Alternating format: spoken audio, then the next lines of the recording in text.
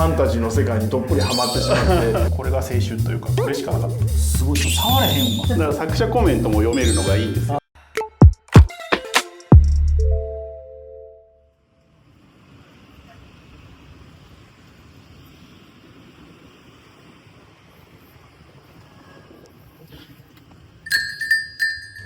いらっしゃいませ。カフェフォーリーフへようこそ。クローバーズ代表の小山です。ここではクローバーズの社員たちが気になることを勝手気ままにおしゃべりしています。どうぞ皆さんもお好きな一杯とともにお楽しみください。じゃあ次いきますか。こう昔のジャンプ全部持ってて、おお、すごい。スラムダンク。すごい。しかも僕そのなんか表紙覚えてるわ。ちょっと特徴のあるバッグを持ってきたんで、これルロニケンシン始まった時でめちゃくちゃ綺麗。すごい。15年分ぐらい持ってて、いやそれ正月かなんかのやつじゃないですか。違うの？これも今やってないですよね。作者が写真で出てるやつ。ちょっともうカビ臭いんですけど、いやでも全部綺麗に撮ってて、すごい。これ当時リアルタイムで買ったやつですか？で壁一面で今全部ジャンプがあって、うわすごっ。すごい。そのために壁とか柱をわざわざ立てて、補強して家建て直してっていう。しかもなんかこれちょっと触るのもはばかられる。これは綺麗。めっちゃ好きでこういうの集めちゃうんですよねっていう。190円の時代ですから。僕が買い始めた頃の値段ですね。俺が買ってたのは180円だったかな。これ一番最初に買ったジャンプを覚えてて、学園情報部ヒップが連載開始の号だったんです。全然わかんない。全然わかんない。でその次の週が荒木博彦の馬王来訪者だったんですよ。そのなんか2大連載みたいな、その学園情報部ヒップからの購入でしたね。一番最初に買ったやつって覚えてますか？全然覚えてないですね。どのあたりなんですか？でも85年ぐらいじゃないですかね。だからまだ小学生の時ですね。85年っていうとどんなのやってたんだろう。ドクタースランプとかやってました。まだドクタースランプ。そういう時代だと思う。北斗の拳とかは。じゃあ85年からのこれ。これはあるのは92年からです。92年から2009年までがあるんですけど、集められるようになってからですね。でも多分まさに僕が買い始めたぐらいとかですね。92年とかだったら、僕小学校2年生ぐらいから。85年であられちゃんがやってたってことはドラゴンボールがまだ始まってないっていう。そうですね、始まってないですよね。バスタードとか始まって、バスタード始まったくらいか。小学4年でバスタードを見て衝撃を受けて、衝撃を受けるじゃないですか。受けますね。オタク心的には。あれでもうファンタジーの世界にどっぷりハマってしまって自分で寒い漫画描いたりしたん全然人に見せたら死ぬやつそうですね、その頃から買うようになった感じですね。だからこれが青春というかこれしかなかったっていう。なるほど。僕の世代はね、もうちょっと古くて鬼面組とかウィングマンとか、ウィングマン、あと北斗の拳もやってたし、やってましたね。シティハンター、その前のキャッツアイだったり、筋肉マンセイントセイヤ、筋肉マンセイントセイヤ、流れ星銀みたいなね。あとジャングルの王者ターちゃんとか。ちょっとそれは新しいです。ちょっと新しいか。あと何やったかな。キャプテン翼。キャプテン翼。あの頃ジャンプで連載されるやつがことごとくアニメ化されて、もうほんとジャンプ全盛期。キャプテン翼だったらまだやってますね、この辺でほら。この中で一番古いやつどれですか？92年の。92年じゃないですかね。これだともうやってるんで。もうやってるんで、これも92年で8号、これ20号です。ちょっと後ろ見てどんなやってる？ターちゃん。ボーイ。ビデオガール。ビデオガール。桂正和。ドラゴンボール、スラムダンク、大の大冒険、ろくでなしブルース、悠々白書、花の刑事、マジカルタルート、新勇気、トリぼっち、風小僧。これ読み切りですね、これ。山田太一の奇跡、アウターゾーン。アウターゾーン。ジョジョの奇妙な冒険、こち亀、ランプランプってあるかな。知らん。アラジン。これ小畑武史ほんまや。先生ですよ。だからめっちゃ絵がうまいやつです。知らない。デスノートの、そうです。サイボーグじいちゃん G。俺が初めて知ったのは。確かそうですね。リベロの武田。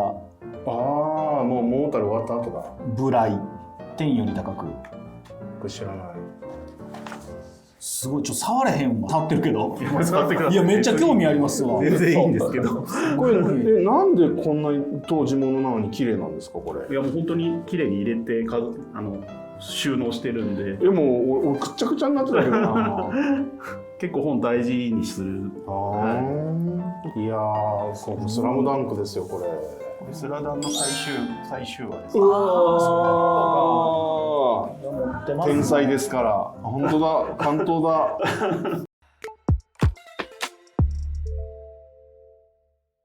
だから作者コメントも読めるのがいいんですよ。確かにそうですね確かに。絶対読めないじゃないですか。うんコミックだと。あとコミックだと絵とかセリフたまに修正されてたりしてね。そう。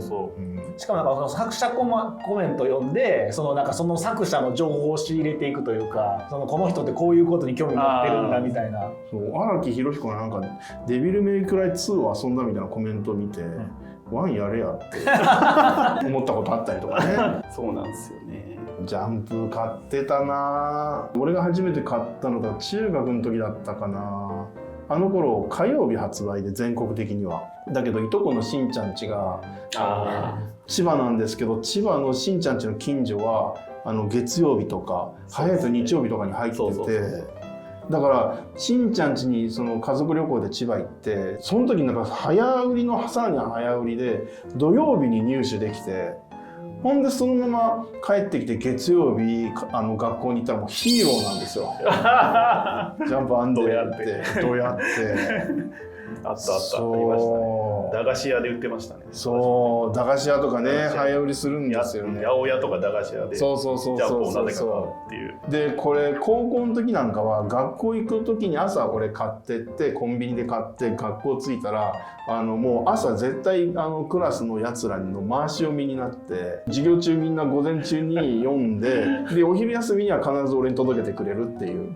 でそうするともうなんかもう10人ぐらい回ってくるからもうくちゃくちゃになっててでくちゃくちゃになってるやつを俺が昼休みに読むっていうでも懐かしい思い出がありますよね。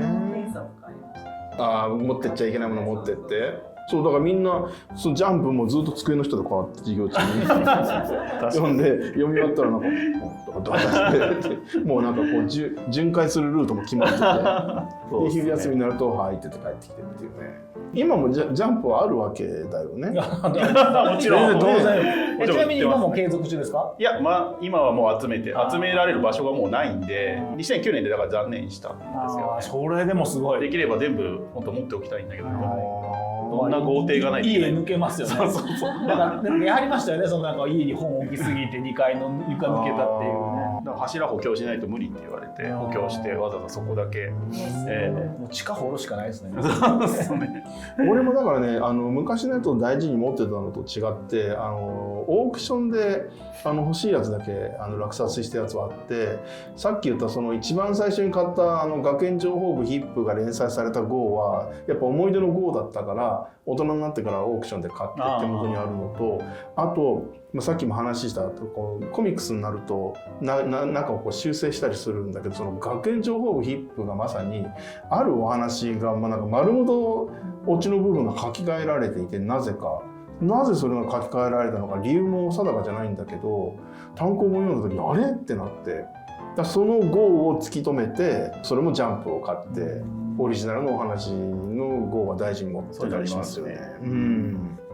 有名なのがジョジョの奇妙な冒険の最後ツェペリさんが敵にやられて死ぬところで私は家族を持たなかったけどみたいな言葉を言って亡くなるんだけど、第2部でその孫のシーザーが出てきちゃうからなんで孫おんねんで家族おらんかったって言うたやんっていう、それ単行本で謝ったはず巻末でもう謝ってたかな。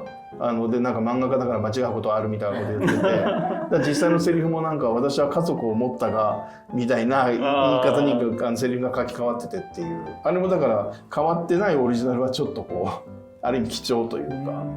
僕だから変わったやつしか読んだことないんじゃないのかな多分ですけど、なんかそのジョジョの巻末で謝ったはったのは知ってる。そんなんたくさんあるんだろうね。やっぱり作者もね週刊連載に追われて書いて提出するだろうから。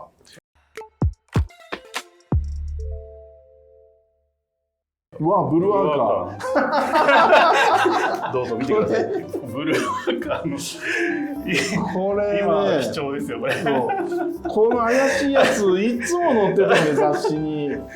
この筋肉こんなやつが育てられるこのブルーワーカー。一番後ろのところになんかグラビアのカレンダー。これ、はい、これこういう通販のね、あるんですよね。これもそうですね。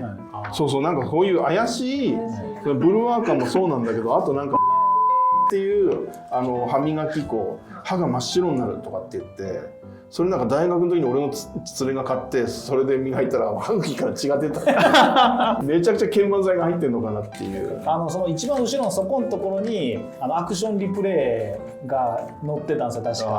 の販売も書いてて、でも子供ながらになんかこんな裏技できんのかみたいな、それを見るだけでワクワクするっていう。なんかだからなんだろう、この時代って緩いのか、そういうグレーなやつも平気で乗ってた感あるよね。ありますね。ブルーワーカーは、まあ、グレーなのかどうかわかんないけど、なんか睡眠枕。あ、そう睡眠学習のやつ、あれよくないね。あれあの広告見てしまったばっかりに、いざとなら別に枕で何でも知識入るしと思って勉強しないに俺が出来上がってしまったからダメですよあれ。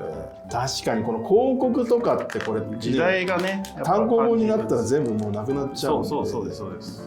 昔のジャンプって普通に漫画のページの中にここにこう縦広告とかこのスペースのコマの広告が入ったりしたから、それが単行本になった時にはその広告部分になんかその絵を描き足してるんだよね、漫画家の人が。だから不自然な必要ない漫画のコマがこう追加されてたりっていうのが昔のジャンプではよくあって、この匂い懐かしいこの懐かしいなこれ。時間の匂いです。なんかいいなこれ。時代のタイムマシンなんて言ったっけ。タイムカプセル。タイムカプセル。まあそうですよね。単行本になってないやつもあるんで結構これでしか読めないっていうやつもやっぱりさっきもおっしゃいましたけど。そうか。確かにそのこち亀とか読むとなんかその時代の世相とかが反映されてそうで。そうだね。なんか出てくるデータのボックスとかそう結構その時のね話題のことをなんかやってくれて、こち亀はそうだよね。いち早くなんかそのトレンドを漫画化するみたいなね。まあなんで実家帰るとつい読んで全然整理できない。こんなの単語のやつ読み出したらもう2、3日に解けるでしょ。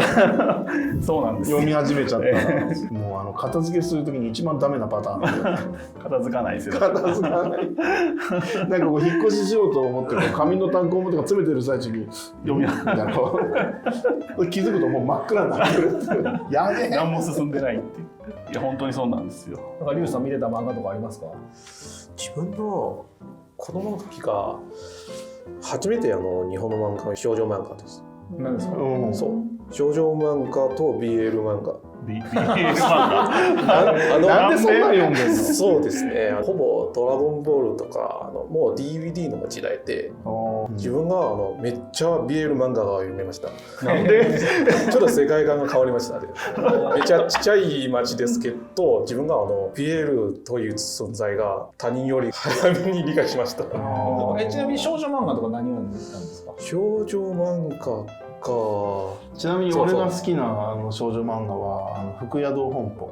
いやわからないです。すいません。誰か女性の友達におすすめされて読んだら面白くてハマっちゃったんだよね。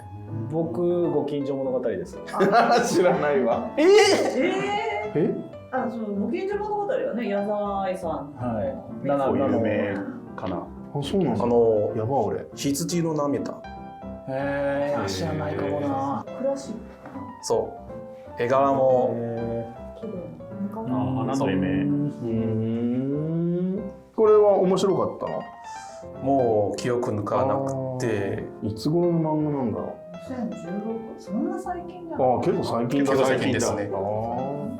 結構最近って言っていいのかあれですけど。もう9年だいぶ前。10年9年前ですもんね。こちらは自分初めての本で読んだ漫画です。それまだ電子みたいな読み方ですか？ほぼそうですね、パソコンで。パソコンで。